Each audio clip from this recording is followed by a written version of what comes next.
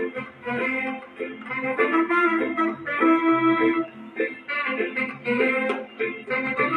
amigo, lute. Vamos, amigo, lute. Vamos, amigo, lute. Oh, vamos, amigo, ajude. Senão a gente acaba perdendo o que já conquistou.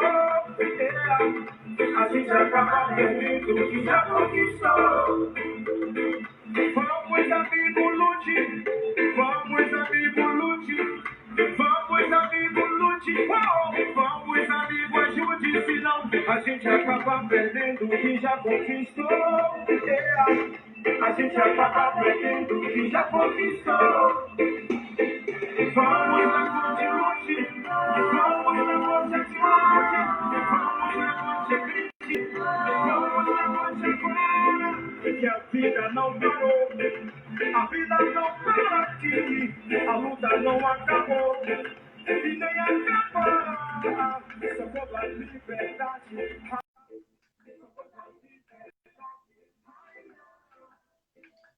Boa noite, comerciários. Boa noite, comerciárias. Estamos entrando aqui ao vivo pelo Instagram e já aqui comigo, marcando presença, o Dr. Einstein Almeida, que é auditor fiscal do trabalho, professor de Direito. Estamos aqui ao vivo pelo Instagram do Sindicato de Comerciários da Grande João Pessoa, iniciando mais uma live, essa série de lives que vemos realizando para ampliar o nosso diálogo com os trabalhadores e as trabalhadoras, não só no comércio aqui da nossa Grande João Pessoa, que é a base territorial do sindicato, mas também dos demais sindicatos da Paraíba e do Brasil, por que não dizer assim, que estão acompanhando essa série de lives que o sindicato vem realizando nesse momento.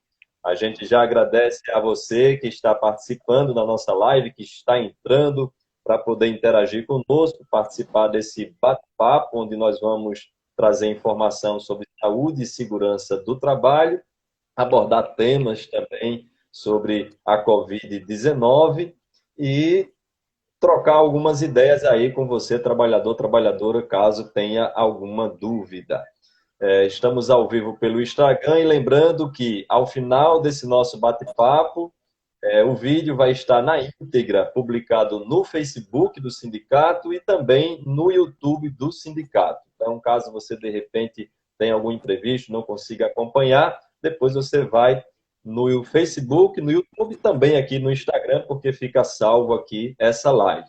Uma última informação para poder aí receber o boa noite do Dr. Einstein é que realizamos na quinta-feira passada uma live falando sobre direitos do trabalho e algumas vertentes também da Covid-19, com o assessor jurídico do sindicato, Dr. Everton, e ficaram algumas dúvidas pendentes, porque houve muitas interações, e o Dr. Everton já sinalizou de gravar um vídeo com todas as respostas que ficaram pendentes, e nós vamos logo, logo publicar um vídeo dele gravando e respondendo aí todos os comerciários. Então, fiquem tranquilos que todas as respostas serão respondidas. A demanda, muitas vezes, é grande, tanto para ele no dia a dia de trabalho, como para nós aqui das redes sociais. Já gostaria, nesse momento, de dar uma boa noite para o Dr. Einstein Almeida, como eu falei, auditor fiscal do trabalho, professor de Direito, que é o nosso convidado de hoje. Boa noite, Dr. Einstein. Boa noite, Marcelo. Boa noite a todos os ouvintes. Boa noite especial aí aos comerciários que compõem aí esse sindicato tão relevante na Paraíba, que é o Sinecom. Uma boa noite especial também aos meus amigos auditores fiscais do trabalho, que já vi aí alguns presentes, né? Então, nós vamos aí tentar debater esses temas que estão postos aí pelo Sinecom, para tentar dirimir qualquer dúvida que exista e deixar esclarecidas algumas questões acerca de toda essa problemática trabalhista em decorrência do coronavírus, do Covid-19, que está afetando a vida de toda a sociedade brasileira, né? Não é só os comerciários que estão tendo esse impacto derivado do Covid-19. Na realidade, a sociedade toda está enfrentando isso aí. Então, muitas vezes a gente vê algumas críticas infundadas, atribuindo que setores estão sendo favorecidos pela Covid-19, o que não é verdade, porque a sociedade ela é uma cadeia e, nesse contexto, qualquer falha que ocorra nesse encadeamento, o prejuízo será para toda a sociedade. Então, não existe uma categoria que seja mais favorecida ou menos favorecida em decorrência de uma pandemia como a que nós estamos enfrentando no presente instante. Ok, doutor Ancha, já queria agradecer aqui também a presença de vários comerciários que estão nos acompanhando, o Ellison, a Renaide, um abraço, Renaide, o Caquinho, o Rui, está aqui também Obinho, Valdete, Janaína, o Rogério Braz, também presidente dos sindicatos comerciários, também já está aqui conosco, o Thales, Júlio, Diniz, e já agradecendo também e deixar um grande abraço para o diretor da federação, o Diniz, ele que intermediou aí o nosso contato com o Dr. Asta. Então, muito obrigado, o Diniz, diretor da FETRACOM PBRN, que é a Federação dos Trabalhadores no Comércio e Serviços, que intermediou esse contato aí, através também do Dr. Ribamar. Queremos deixar aqui os nossos agradecimentos a ele e também o agradecimento ao Dr. Ribamar por aceitar esse convite. Inicialmente, Dr. Ribamar, como auditor fiscal do trabalho, o que é que esclarecer aí para deixar aberto também a oportunidade para você falar inicialmente sobre o seu trabalho, sobre o trabalho dos auditores fiscais e como está a atuação de vocês nesse período de pandemia e de isolamento social? A Auditoria Fiscal do Trabalho não deixou de realizar suas atividades. Nós estamos atuando de forma intensa nas questões trabalhistas, verificando em loco a existência de desvio de conduta no que tange a proteção aos trabalhadores. O nosso amigo Rui Vidal está aí presente na live, que eu já vi o nome dele. Ele faz parte do comitê da construção civil e nesse âmbito aí foram encontradas diversas irregularidades nas auditorias que foram feitas após o decreto de estado de calamidade e que obras estavam com trabalhadores com sintomas de Covid-19 que decretou o afastamento deles e uma preocupação maior por parte de todos, porque sabemos que é uma pandemia de fácil contágio. Então, evitar essa propagação desse Covid-19 nos ambientes de trabalho foi uma preocupação constante da Auditoria Fiscal do Trabalho. E nesse contexto da construção civil, houve exigências no sentido de que os refeitórios ficassem adequados, com os espaçamentos, os distanciamentos mínimos entre os trabalhadores, a questão da não aglomeração dos trabalhadores dentro do próprio ambiente de trabalho, evitando-se o contato próximo entre esses trabalhadores. Então, houve muitas fiscalizações orientativas no sentido de estabelecer um regramento, um controle com notificações orientativas e também dentro desse mesmo aspecto a questão da sanitarização e também da higienização nos canteiros de obras, que foi também uma preocupação veemente no sentido de que os trabalhadores que adentrassem nessas obras fossem verificadas suas temperaturas, fosse feita a devida higienização das mãos, que fossem fornecidos equipamentos de segurança, as proteções faciais, as máscaras adequadas, a renovação dessas máscaras, ou seja, a necessidade de fornecimento de mais de uma máscara para que o trabalhador possa renovar essas máscaras, a questão relacionada às filas em relação à própria entrada para bater o ponto, o cartão de ponto, o ponto eletrônico, também uma preocupação de manter esse distanciamento mínimo aí de 1,5 m, 2 metros entre os trabalhadores. Foi uma campanha muito incisiva que foi feita por parte da Auditoria Fiscal do Trabalho dentro das obras. Certo. Nesse meio tempo, houve alguma fiscalização que o senhor se recorda aí em alguma loja, em alguma empresa do comércio que de repente tenha sido também atuada nesse sentido? Porque o Sindicato dos Comerciários ele vem publicando uma série de ofícios, tanto no governo do estado como nas prefeituras, e também provocando o Ministério Público do Trabalho e os demais órgãos para intensificar a fiscalização e fazer com que as empresas, de fato, cumpram todas as exigências de medida de proteção de saúde e segurança do trabalhador. No último ofício, inclusive, solicitou, entre várias questões, a disponibilização por parte da Prefeitura e do Governo do Estado, a vacina, né, da gripe H1N1, do vírus da influenza, para todos os trabalhadores em serviços, em atividades essenciais. Então, nós temos tido o sindicato uma ação conjunta, inclusive com a Federação dos Trabalhadores do Comércio, a FETRACOM PBRN, a qual nós mandamos um abraço para o João de Deus, que está nos assistindo, para intensificar isso, ele que também assina o ofício, para todo o estado da Paraíba. Então, os auditores detectaram alguma loja, alguma empresa que, de repente, estivesse descumprindo essas normativas? Nós tivemos uma campanha mais incisiva em relação à parte comercial nas farmácias e nos supermercados. Principalmente esses dois pontos foram os pontos mais fiscalizados, porque eram focos de maiores aglomerações, em virtude de estarem com autorizações, né, de suas atividades de forma regular, e estava sendo um ponto de convergência de pessoas, porque nesse momento as pessoas se dirigiram muito aos supermercados e também às farmácias. Foram dois focos grandes de aglomerações. Então, houve campanhas incisivas nesses dois setores, houveram diversas fiscalizações, né, no sentido de coibir algumas irregularidades e também no sentido de exigir que os trabalhadores tivessem suas máscaras, tivessem as proteções faciais.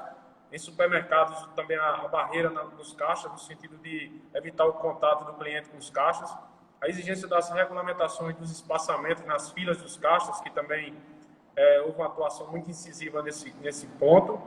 E também a questão básica da higienização e que tentou-se evitar ao máximo que houvesse uma aglomeração dentro do supermercado em relação à metragem quadrada, né? Para que não houvesse tantas pessoas dentro daquele espaço.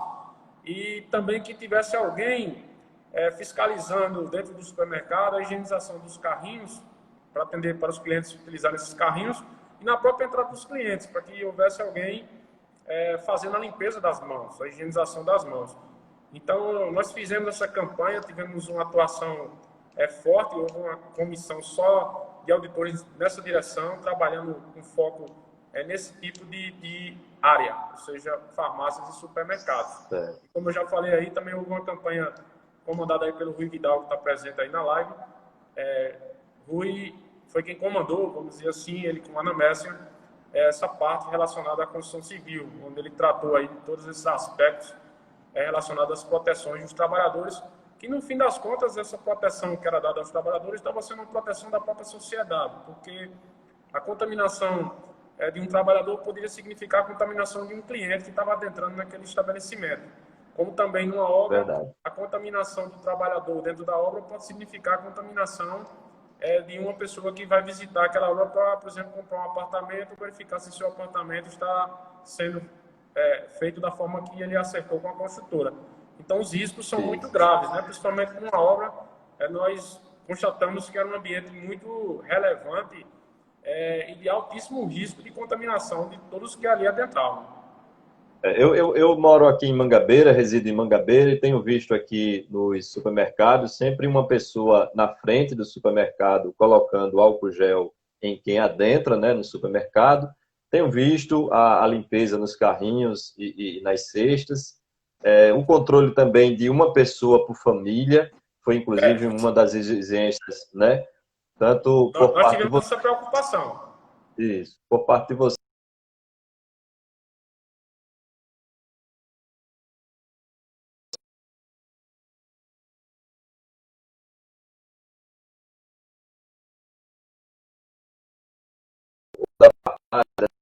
Essenciais, ficar, de repente, obrigando aqueles trabalhadores do grupo de risco a manter-se no local de trabalho, além dessas normativas, essa questão da exigência de manter os trabalhadores do grupo de risco no ambiente de trabalho.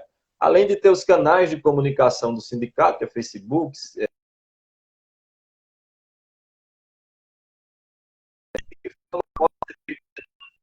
para vocês também terem nessa atuação conjunta que a gente pode, de repente, fazer aí, estar fazendo e manter essa realização.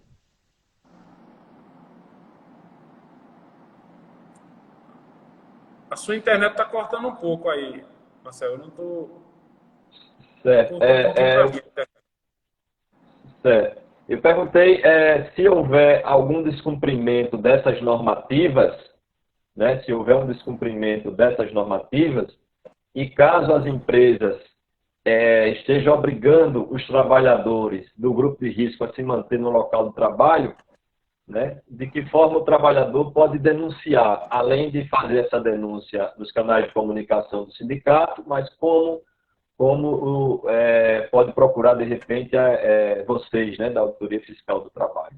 A Auditoria Fiscal do Trabalho tem o plantão trabalhista, tem um canal de plantão trabalhista e tem os seus telefones, 2107-7600, que estava atendendo as demandas nesse período agora, né? Afora a Auditoria Fiscal do Trabalho, também o Ministério Público do Trabalho oferece um canal também via internet, né? Que o trabalhador pode fazer a denúncia via internet. A gente não aceita essa denúncia via internet, a gente trabalha com a denúncia direta, certo? Ou via ofício do sindicato, os sindicatos encaminham os ofícios para a gente contendo a denúncia, e aí a chefia ela faz a apreciação daquela denúncia que foi posta e faz os encaminhamentos para os auditores. Essa colheita dessas denúncias também se dão através do plantão fiscal, né, que nós temos, plantão trabalhista, que está correndo normalmente, ele está sendo diário, existe um plantão trabalhista, certo? Certo. Diversas empresas nesse período de pandemia demitiram os seus empregados, né, sob a alegação de força maior em decorrência da pandemia. É legal esse tipo de demissão? Como é que fica essa questão nesse período? Marcelo, é o seguinte, em relação à força maior, o artigo 502 da Consolidação da Lei do Trabalho, que é a CLT, ela prevê que há necessidade de que haja um encerramento definitivo da empresa, ou pelo menos o encerramento, a paralisação definitiva de um estabelecimento. Muitas das situações que foram enquadradas como força maior, pelo que nós observamos nesses últimos meses, né, nesses 2 meses principalmente, não se caracterizaria como força maior, porque muitas atividades estão com suas atividades paralisadas de forma temporária. Está havendo uma paralisação transitória em razão do estado de calamidade que foi decretado. Isso aí não é força maior para fins de aplicação do artigo 502 da Consolidação da Lei do Trabalho. Na MP 936, que foi editada para regrar aí as alternativas dentro desse contexto do Covid em relação ao tema trabalhista, o artigo 1º, parágrafo único, trazia também essa questão relacionada à força maior, dentro da pandemia do Covid-19. Mas esse artigo 1º, parágrafo único, ele não pode ser analisado de forma isolada. Ele precisa estar concatenado, ele precisa estar sintonizado com o artigo 502 da CLT, que prevê exatamente a necessidade da extinção definitiva da empresa. Certo. E aí, o que é que isso quais as consequências disso aí? Algumas empresas alegaram força maior e praticaram essa rescisão via força maior, ou seja, como motivo força maior. A fiscalização do trabalho, recebendo uma denúncia desse porte aí, ela vai tomar as providências cabíveis, porque o ato é ilegal. Então, a empresa que extinguir isso de forma temporária, se for descoberta a posteriori que ela usou esse artifício para poder o trabalhador, para demitir os seus trabalhadores, ela vai ser punida em breve. Isso. Então, a força maior... Oi? Nesse caso aí, pode haver uma demanda jurídica posterior por parte do trabalhador, inclusive utilizando-se, né, do sindicato como um mecanismo de auxílio nesse momento, né? Exatamente. E nesse contexto aí, tem uma coisa importante também, Marcelo, que é o artigo 18, parágrafo 2º da Lei 8.036/90, que é a lei do FGTS. No que tange a força maior, o empregado passa a ter direito a 20% e não 40% da multa. Nesse artigo 18, parágrafo 2º, havia uma previsão expressa, ele existe, né, está previsto ainda, determinando que a força maior, para poder ocorrer o saque do FGTS do trabalhador, precisaria de uma decisão judicial. Isso estava gerando muitos problemas, porque algumas empresas realmente tinham encerrado suas atividades em definitivo, em razão da força maior, que é o estado de calamidade, a pandemia, e o trabalhador não conseguia sacar seu FGTS porque precisava de uma decisão judicial. Quando a lei do FGTS foi criada, do ponto de vista ontológico, ou seja, buscando a essência do dispositivo, o que o legislador vislumbrou foi exatamente evitar as fraudes. Ele queria exatamente proteger aquela situação jurídica. E quando se exigia uma decisão judicial corroborando a força maior, era para que o juiz investigasse e tivesse a conclusão que realmente houve uma força maior e não uma tentativa de desvirtuar o sistema. Só que nesse momento de pandemia, em que ocorreram diversas extinções de estabelecimentos de forma definitiva, ficou difícil para conseguir tantas decisões judiciais em um curto espaço de tempo. Verdade. A Caixa Econômica, então, mediante uma solicitação do Ministério Público do Trabalho, realizou um acordo com o Ministério Público do Trabalho e firmou a possibilidade do trabalhador sacar o seu FGTS em razão de força maior, sem necessidade dessa decisão judicial. A empresa vai decretar o estado de força maior, vai fazer a rescisão via força maior, só que se ela tiver cometendo alguma fraude, ou seja, ela de fato não está sendo extinta em definitivo, está querendo apenas se aproveitar da situação, como eu já te falei, uma fiscalização trabalhista a posteriori, se detectar que a empresa estava funcionando, ou seja, ela continuou funcionando, passou a pandemia, ela voltou a funcionar, ela está incorrendo em fraude. Então, ela vai se sujeitar às penalidades da lei. Nesse período tem sido bastante complicado essas demandas jurídicas por conta de todo esse processo de isolamento social. Então, a maioria das questões, eu acho que todas, né, na realidade, estão acontecendo virtualmente, seja de protocolação, de protocolo de ofícios, seja de envios, né, de denúncias. Inclusive, o sindicato está com as suas redes sociais abertas para receber essa denúncia. Tem o e-mail, que é secretariasinecom@live.com, e tem o telefone 988420097, 88420097, e o sindicato tem encaminhado, através de sua assessoria jurídica, as demandas judiciais, que nesse momento tem sido complicado analisar tudo, porque houve um acréscimo gradativo. O senhor confirma essa informação? Como é que tem sido acompanhado essas demandas? Em relação às denúncias? Isso, o acréscimo das denúncias e como ela tem sido acompanhada nesse momento. Com certeza. As denúncias têm aumentado, principalmente, Marcelo, em relação às violações das medidas provisórias, da medida provisória 936, porque muitas empresas acertaram a suspensão do contrato ou a redução, né, nos termos do artigo 7 da medida provisória 936, que é a redução de jornada com redução de salário, e do artigo 8º, que trata da suspensão do contrato de trabalho. E nós tivemos uma demanda muito grande de denúncias, colocando que o trabalhador continuava trabalhando, ou seja, uma fraude em relação ao sistema, né? Que o benefício emergencial seria realmente para quem não estivesse trabalhando. Então, esse tipo de demanda cresceu bastante. Houve um aumento vertiginoso dessa situação. E a auditoria está exatamente nesse momento com foco nessas situações, né, analisando algumas empresas que estão sendo denunciadas por isso, certo? Porque, no caso, o benefício não tinha essa finalidade. Se o trabalhador era para continuar trabalhando, ele não pode estar recebendo o salário e recebendo o benefício emergencial. Correto? Em relação... nós tivemos também denúncias de supermercados que não estavam acatando, colocando a proteção facial dos trabalhadores, o caixa não estava tendo o isolamento necessário, né? A estação de trabalho não estava sendo delimitada. Então, tivemos também muitas denúncias em relação a esses pontos aí. Em relação à jornada, também tivemos algumas situações aí de jornada, alguns trabalhadores alegando que estavam sendo sobrecarregados, né, no seu trabalho, com desvio de função, né, porque a empresa tentou reduzir o quadro para ficar menos trabalhadores dentro do ambiente, mas também sobrecarregou alguns que ficaram com mais de uma atividade, né, botou caixa para chão, botou caixa para fazer serviço de estoquista, né. Então, essas questões aí também estão sendo objeto de apuração. Certo. Como fica nesse momento, a gente não tem um levantamento preciso dos trabalhadores que nesse momento estão acometidos, infelizmente, dessa doença. A gente, infelizmente, tem um cenário geral que é triste e a gente pede a Deus proteção nesse momento e, ao mesmo tempo, alerta as pessoas para terem um cuidado, né?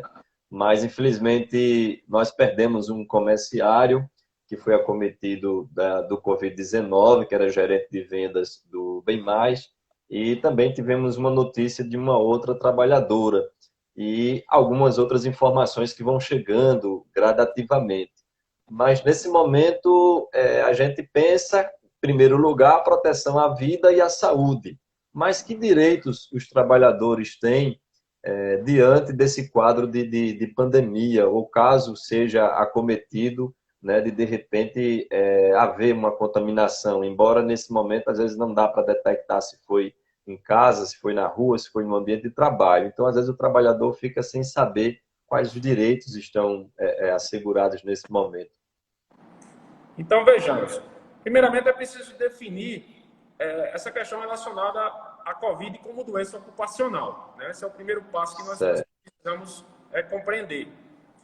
A doença ocupacional, conforme previsão da Lei 8.213/91, que é a lei da Previdência Social, né, que trata dos benefícios da Previdência Social, ela estabelece que a doença ocupacional seria aquela enfermidade adquirida ou desencadeada por fatores inerentes à atividade funcional, né, relacionada ao ambiente de trabalho. Então, os fatores que agreguem aquela relação de trabalho, se ela pode ser uma doença ocupacional profissional e ela pode ser uma doença do trabalho. Denomina-se a doença profissional quando ela é inerente à própria atividade daquele trabalhador. Ela tem natureza intrínseca ao seu trabalho. Então, aquela pessoa que trabalha como digitador, ela tem uma tendência de ter uma tendinite, de ter uma lerdorte. Enquanto que existem outras situações que o trabalhador não tem a relação direta com a exposição, mas existe um fator dentro daquele ambiente que ocasiona ao longo do uma situação que pode gerar uma doença ocupacional. Então, uma exposição química, né, alguma poeira no ar, ela imediatamente não vai gerar um problema, mas ao longo do tempo ela vai gerar. E muitas vezes não é precisamente naquele espaço físico onde o trabalhador fica, mas dentro daquele contexto completo, onde tem aquele ambiente de trabalho, alguns espaços têm essa poeira e aquele trabalhador frequentando aqueles espaços, mesmo que não seja de forma permanente, ele pode adquirir uma doença. Então, teríamos aí uma doença chamada de doença de trabalho, doença do trabalho, que são circunstâncias que permeiam o ambiente de trabalho. Então, essa doença ocupacional, ela é caracterizada como um acidente de trabalho. Então, esse é um primeiro ponto que precisa ficar bem delineado. Em relação ao Covid-19, nós temos algumas questões que precisam ser averiguadas. Primeiramente, nós temos o artigo 29 da medida provisória 927, que tratava da questão do Covid, determinando que não haveria, de forma direta, um Covid-19 como doença ocupacional, salvo a prova do nexo causal. E o que é que nós estávamos tendo com essa determinação do artigo 29, dessa medida provisória 927? Nós estávamos tendo que o nexo causal ele estava desfavorável ao empregado. Então, o empregado é que tinha que provar a existência do Covid-19 como doença ocupacional, e não o inverso.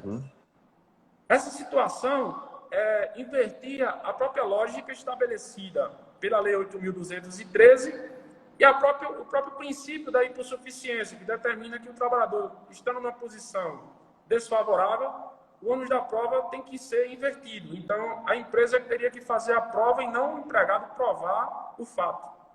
Isso. Correto? Nesse contexto aí do que nós estamos delineando, o artigo 29 foi suspenso pelo Supremo Tribunal Federal. Ok? Agora, existe um elemento jurídico aí que ele precisa ser apreciado. A medida provisória 927, ela foi aditada no dia 20 de março de 2020.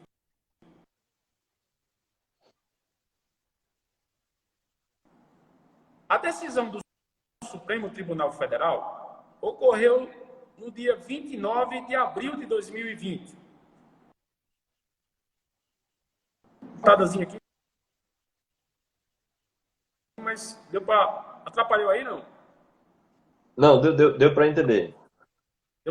Então, a decisão definitiva do Supremo, a decisão ocorreu no dia 29 de abril. Mas a publicação dessa decisão ocorreu no dia 7 de maio. E o Supremo Tribunal Federal, ele tem jurisprudência firmada de que o que vale não é o dia da decisão, mas a data da publicação. Então, esse é um ponto relevante. A medida provisória foi editada no dia 20 de março de 2020 e a decisão foi no dia 29 de abril. Mas a publicação dessa decisão pelo Supremo Tribunal Federal ocorreu no dia 7 de maio de 2020. Portanto, nós temos um espaço entre 20 de março e 6 de maio.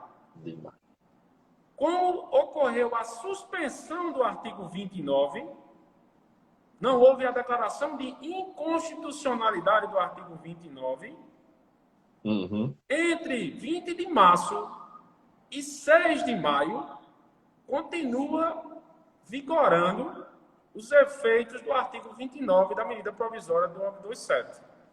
Portanto, as situações de Covid ocorridas nesse lapso temporal, que compreende 20 de março a 6 de abril, o ônus da prova terá que ser do empregado. Certo. Então, o empregado é que vai ter que comprovar, com provas, com todos os documentos que ele tiver, que ele adquiriu aquela Covid no ambiente de trabalho. Certo? Então, essa é uma premissa que precisa ficar bem estabelecida. A suspensão do artigo 29 só começa a vigorar a partir do dia 7 de maio. Portanto, só a partir dessa data é que desaparecem os efeitos do artigo 29 da medida provisória para o futuro, que é o chamado efeito ex nunc, não é o efeito ex tunc. Então, esse efeito ex nunc vale daqui para frente, ou seja, a partir do dia 7 de maio. E nesse contexto, aí sim, desaparece o artigo 29, reestabelece as diretrizes da Lei 8.213 e passa a existir uma presunção jurisdicta, que é uma presunção relativa em favor do empregado, que gera uma inversão do ônus da prova, onde é o empregador que vai ter que provar que o empregado não adquiriu a Covid no seu estabelecimento. Isso. E são muitas mudanças. Essa é a tese jurídica. Agora, certo. Nesse contexto aí, é preciso a gente examinar o seguinte. Essa questão do nexo causal, que está previsto no artigo 29 dessa MP 927, ele tem um interesse mais relevante caso exista o conflito. Se ocorrer uma situação onde o empregador não reconhece a existência da Covid como um acidente de trabalho, ele não reconhece que o empregado adquiriu a Covid no estabelecimento, né, onde ele estava laborando, isso aí pode gerar uma demanda judicial, e nessa demanda é que se vai pensar na questão do ônus probatório, é que se vai pensar nesse nexo causal. Porque do ponto de vista administrativo, a gente não tem essa preocupação. Então, vejamos as situações que nós podemos ter para ver se enquadra melhor aí para todos os ouvintes. Se o empregado adquiriu uma Covid e se o empregador reconhecer espontaneamente a existência dessa Covid e que ele reconhece que foi adquirida dentro do seu estabelecimento, nós temos uma situação pacificada entre empregado e empregador. O empregador, então, emite ACAT, que é a comunicação de acidente de trabalho, ao INSS, e ele se desvencilha dessa responsabilidade a priori do ponto de vista do auxílio. O INSS, recebendo essa informação, vai processar, vai existir um procedimento administrativo interno no INSS, onde o perito médico vai fazer o exame para aferir se existiu ou não a Covid, né? Se existiu ou não a Covid, e aí se tem aquele chamado nexo técnico epidemiológico previdenciário. Então, ele verifica se existe o nexo técnico em relação à questão administrativa, se aquela doença se insere numa relação direta entre o trabalho e o local do estabelecimento, né, que é a chamada CID-CNAE. Se ele verificar que existe esse enquadramento CID-CNAE, aferindo esse nexo técnico epidemiológico profissional, esse perito médico do INSS, então, concederá o benefício. Então, nós não tivemos lide nenhum aí. Aí foi tudo pacificado. O empregador reconheceu a existência da Covid, emitiu a CAT, que é a comunicação de acidente de trabalho ao INSS.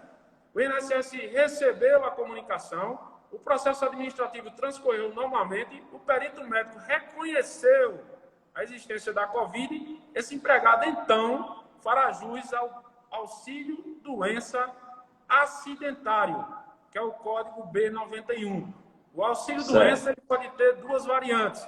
Ele pode ter o auxílio doença previdenciário, que é o código B31, ou ele pode ter o auxílio acidentário, que é o código B91. Isso tem muita relevância para o empregado e também para o empregador, porque se configurar o B91, ou seja, o auxílio doença acidentário, esse empregado fará jus ao FGTS enquanto estiver sob esse auxílio doença acidentário. E também, quando esse empregado retornar ao trabalho, ele terá direito a 1 ano de estabilidade em decorrência do acidente. O empregador, por sua vez, ele também vai incidir nas regras acidentárias. Isso vai gerar efeito de estatística da empresa e ele pode ter um aumento na contribuição do SAT, que é o seguro de acidente de trabalho. Então, a gente vê que a emissão do CAT, ela tem alguns reflexos. Ela tem um reflexo inicial do reconhecimento pelo empregador de que houve um acidente de trabalho. Ele tem um reconhecimento, ele vai gerar uma presunção mais ampla em relação ao próprio INSS, um reconhecimento do nexo técnico epidemiológico profissional, que vai gerar todo esse contexto aí para a concessão desse auxílio doença acidentário. Os primeiros 15 dias de trabalho, né, desse auxílio é pago pelo empregador, o empregado fica afastado. O Ministério da Saúde expediu regulamentações normativos, determinando que, uma vez detectada a existência de uma Covid, o trabalhador ficará afastado por 14 dias, ele tem que ficar isolado 14 dias. É preciso ressaltar nesse contexto que não existe a obrigatoriedade de um laudo constatando a positividade do Covid. Então, o empregado não está obrigado a apresentar um teste de positividade do Covid. Se ele tiver com febre e outros sintomas mais que indiquem a possibilidade de ele estar com a Covid, isso já é suficiente para o seu afastamento por 14 dias. Inclusive, é obrigação do empregador realizar esse afastamento. Então, a priori, fixa um auxílio-doença, que é pago, né, como auxílio benefício previdenciário, e vai se verificar se existe isso técnico epidemiológico profissional por parte do INSS para fins de concessão do auxílio-doença acidentário. Nesse caso aí, seria interessante o trabalhador procurar alguma unidade de saúde para se fazer valer dessa comprovação, né, de febre, do estado de saúde dele? Com certeza. Inclusive, até, né, aproveitando que você falou, nesse retorno que vai ser dado aos comerciários em breve, né, nós estamos já com essa previsão e já estão sendo anunciados o retorno à atividade, é interessante que o trabalhador ele faça o seu teste próprio, que ele tenha o seu teste onde mostra que não há Covid-19. Por quê?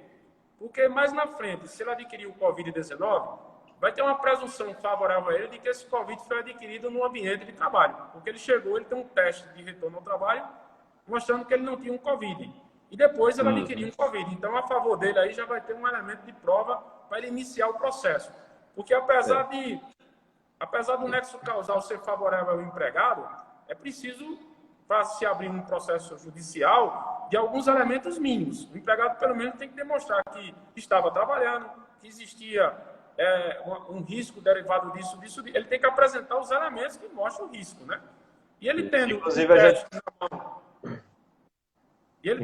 na mão de que entrou naquele estabelecimento sem ter a doença e alguns dias depois adquiriu a doença, a probabilidade desse Covid ter sido adquirido no ambiente de trabalho fica muito grande. Facilita até para o juiz quando ele fizer o julgamento. A gente sabe que não existe teste disponível, né, para todo mundo, infelizmente, e muitas vezes esse teste só é feito para as pessoas que apresentarem alguns sintomas, mas vamos aí fazer uma ação conjunta, todos os órgãos, para tentar, de alguma forma, estabelecer normativas, caso realmente esse retorno ao funcionamento do comércio aconteça, que já era para ter sido disponibilizado para esses trabalhadores que estão em atividades essenciais, mas que seja realmente uma intensificação da atuação do sindicato e dos demais órgãos, principalmente também vocês da Auditoria Fiscal do Trabalho, para tentar, de alguma forma, pressionar os órgãos, né, tanto da Prefeitura como do Governo do Estado, para testar essas pessoas. Até porque também o sindicato tem um benefício na nossa convenção coletiva, que é o seguro de vida e acidentes pessoais. Então, depois o comerciário que está nos acompanhando pode ir lá no site do Sinecom, www.comerciario.com.br, baixar a convenção, ver todos os direitos, inclusive, diante desse quadro de cenário atual, existe muita coisa que são garantidas lá para o trabalhador, na nossa convenção, como parte do benefício do seguro de vida e acidentes pessoais, e o sindicato também está à disposição para auxiliar o trabalhador nessa questão da CAT. Mas como é que o senhor vê essa questão da flexibilização do comércio? Ainda não saiu nada oficial, embora exista uma sinalização. Como é que o senhor vê essa questão da flexibilização do comércio? Existem algumas orientações, além dessa que o senhor já citou, de testar os trabalhadores? Existe alguma outra orientação nesse sentido? Em relação às proteções, vai ter que ter os EPIs, né? Os empregados vão ter que utilizar os EPIs. Isso vai ser uma determinação, não tem como fugir disso aí. As máscaras, como nós já falamos, tem que haver renovação também dessas máscaras, né? As proteções faciais. É preciso também existir os isolamentos das estações de trabalho, né? Não pode haver os empregados vão poder ficar juntos, né? Tem que haver uma separação, ou seja, o isolamento, o distanciamento entre eles. E também, quando o público, né, for se dirigir a esses empregados, é preciso também manter o espaçamento. E nós estamos vendo, por exemplo, nas farmácias, uma linha divisória para que os clientes não se aproximem dos funcionários do balcão. Então, essa vai ser uma constante, né, nas atividades de comércio de forma geral. Temos também essa questão da medição de temperatura dos trabalhadores que nós já comentamos, a sanitarização dos estabelecimentos, a higienização dos trabalhadores, né, das mãos, o fornecimento de álcool gel acessível ao trabalhador, né, que ele possa manusear até com proteção aos próprios clientes, né, porque se ele estiver contaminado e pegar numa peça que vai ser colocada no mostruário, em qualquer ambiente do espaçamento do comércio, ele pode estar contaminando aquilo ali e passando para o cliente. Então, a higienização das mãos do trabalhador é algo que vai ser muito relevante e, como nós estamos colocando também, do próprio estabelecimento, né? A higienização do próprio ambiente de trabalho para evitar que haja contaminação. Então, nós vamos ter, com certeza, uma situação diversa, né, de tudo que nós já acompanhamos até então em relação ao mundo do trabalho. Nós agora vamos ter algo que vai fazer parte agora do cotidiano tanto dos clientes como dos empregados. Rogério, Marcelo, só mais um detalhe em relação à Covid. Aquela parte ali, nós falamos da parte onde não existe litígio, ou seja, onde tudo corra bem, correto? Agora, vamos supor que é o que ocorre na maioria das vezes, o empregador não fornece a CAT. Então, na maioria das situações, o empregador não fornece a CAT. Isso é uma dúvida que os empregados chegam todo dia lá na superintendência para saber o que fazer. Então, é por isso que eu estou um pouco apreensivo de falar isso, porque faz parte da rotina. O empregado sofre um acidente de trabalho, e no caso agora nós estamos falando da Covid, que a priori seria uma doença ocupacional e, consequentemente, um acidente de trabalho, e aí o empregado pode perguntar, eu fui à empresa, pedi a CAT e a empresa não forneceu a CAT. O que fazer? Certo. Existe como coagir a empresa a oferecer essa CAT? A resposta é não. A CAT, a previsão na Lei 8.213 é que se não houver o fornecimento da CAT, haveria aplicação de multa. Ou seja, a fiscalização detectando isso aí poderia aplicar multa. Só que essa fiscalização ela seria fiscalização previdenciária, que hoje está muito restrita ao ambiente interno. Não tem essa fiscalização como nós temos, por exemplo, que é a fiscalização com verificação física. Isso prejudica muito uma aplicação de multa nesse caso. E para coibir esse tipo de situação, que estava se tornando uma rotina, o Ministério Público do Trabalho entrou na parada e tem feito alguns taques exigindo que a empresa forneça o CAT. Então, detectada aquela situação de um acidente de trabalho, ela vai e fornece a CAT. Se ela não fornecer a CAT, isso não vai impedir que o empregado se dirija ao INSS e requeira o seu auxílio-doença acidentário. Ele tendo elementos de prova, e aí entra aquilo que eu tinha falado aí, que é preciso ter algumas provas. Se ele tiver os elementos mínimos que permitam a viabilidade no próprio plano administrativo, através da análise do perito médico, o perito constatando que tem elemento suficiente, né, daquele contexto do nexo técnico epidemiológico profissional, ele pode conceder o auxílio doença beneficiário diretamente, mesmo sem ter tido a CAT fornecida pela empresa. Certo? Uhum. O empregado que está numa situação desse porte, ele tem ainda a possibilidade de entrar na Justiça do Trabalho requerendo indenização por danos morais e materiais. Então, um acidente de trabalho pode gerar esse tipo de indenização. Correto? Nós temos ainda uma outra vertente aí, uma outra situação. O empregado sofre um acidente de trabalho, adquire uma Covid, a empresa não reconhece, ou seja, não fornece a CAT, o empregado está acometido da Covid, se dirige ao INSS e o benefício lá no INSS é negado. O perito médico entende que não há nexo técnico epidemiológico suficiente para constatar o evento. Qual é o caminho que o empregado tem que fazer aí? Aí só resta um caminho, que é o caminho da judicialização. Ele vai ter que entrar na justiça.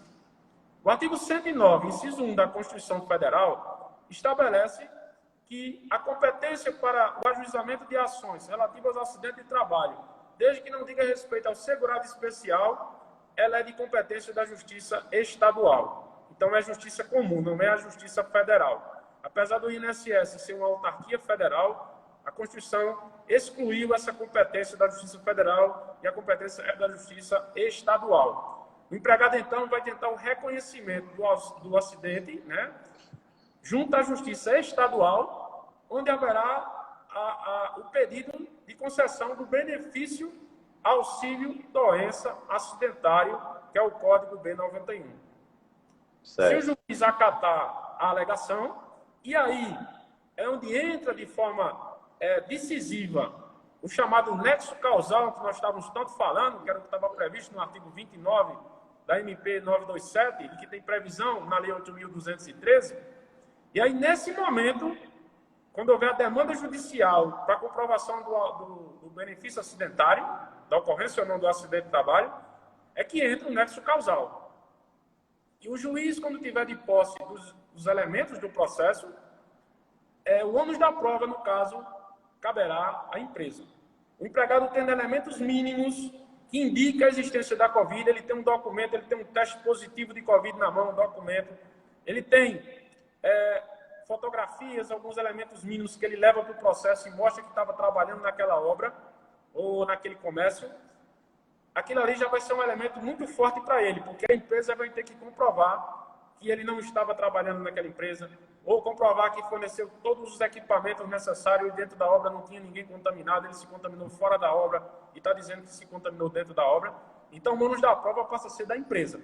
É aí que ocorre a inversão desse ônus da prova. É aí que nós vamos ter essa preocupação com o nexo causal, que está previsto no artigo 29 da medida provisória 927, que, conforme eu falei aí, entre o dia 20 de março e o dia 6 de maio, quando houve a publicação oficial, que foi no dia 7 de maio, na verdade, então até o dia 6 de maio ficou valendo ainda o artigo 29 da medida provisória 927, os fatos ocorridos nesse lapso temporal continuam sob vigência da MP 927, no seu artigo 29, porque o Supremo Tribunal Federal, ele apenas suspendeu o artigo 29, ele não declarou a inconstitucionalidade.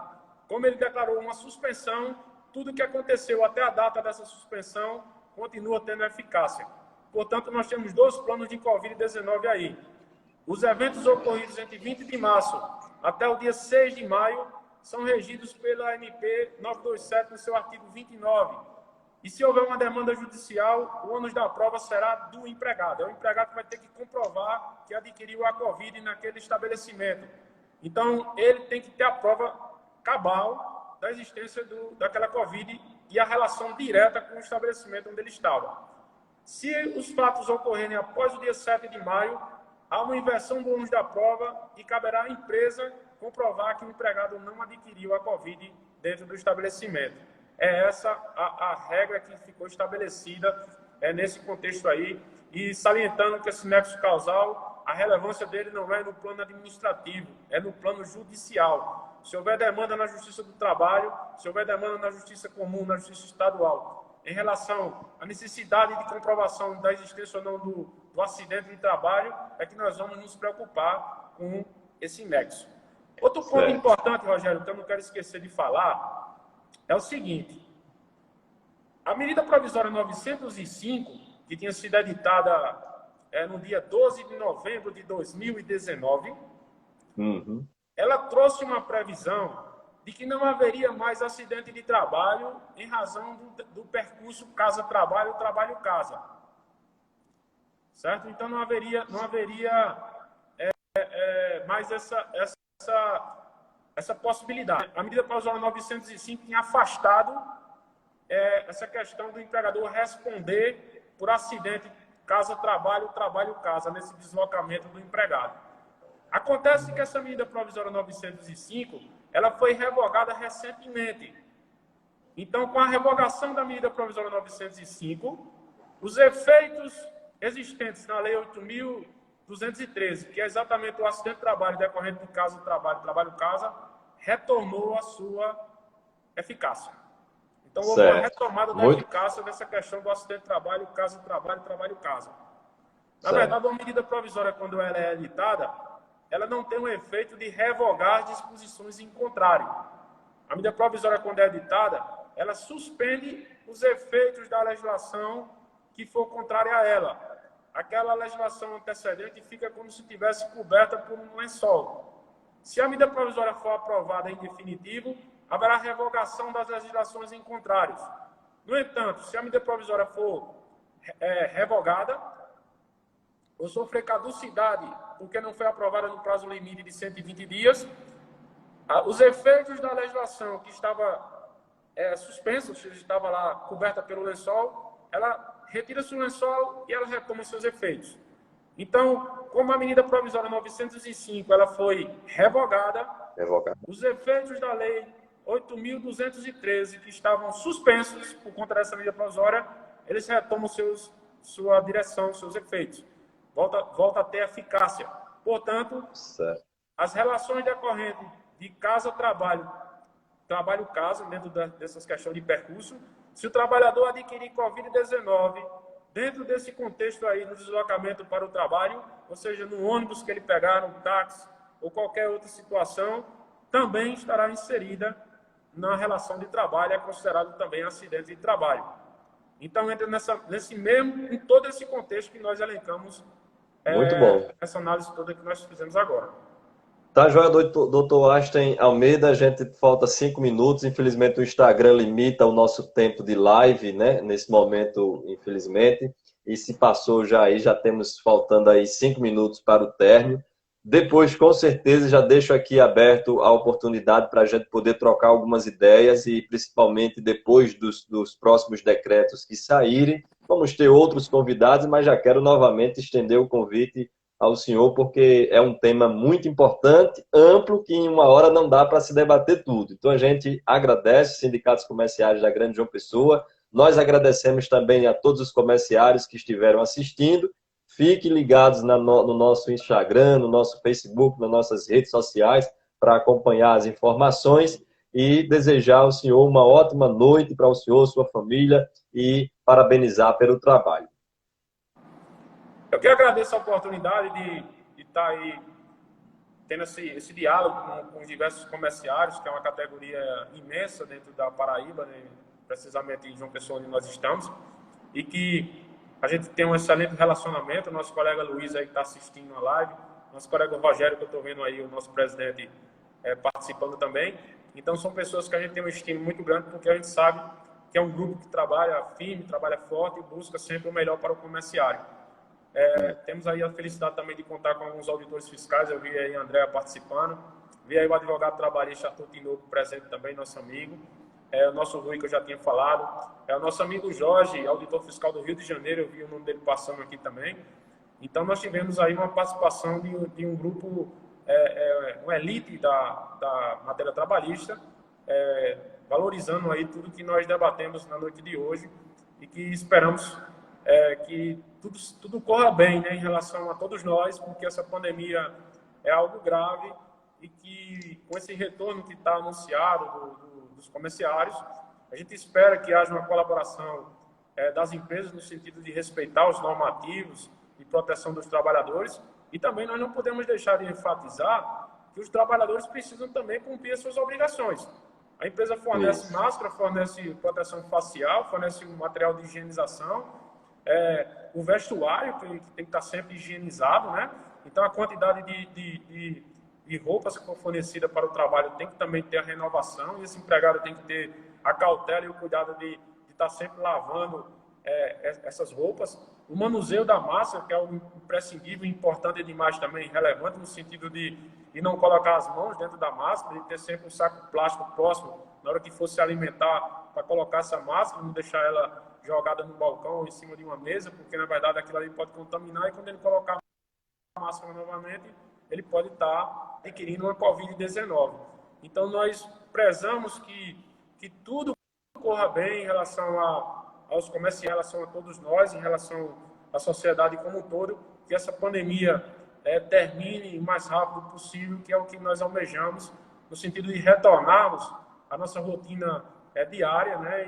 E esse risco grande que todos nós sentimos e essa apreensão em relação a nós e aos familiares em geral e amigos que às vezes tem alguém em grupo de risco, e sempre está a gente preocupado se vão adquirir ou não essa triste doença, né?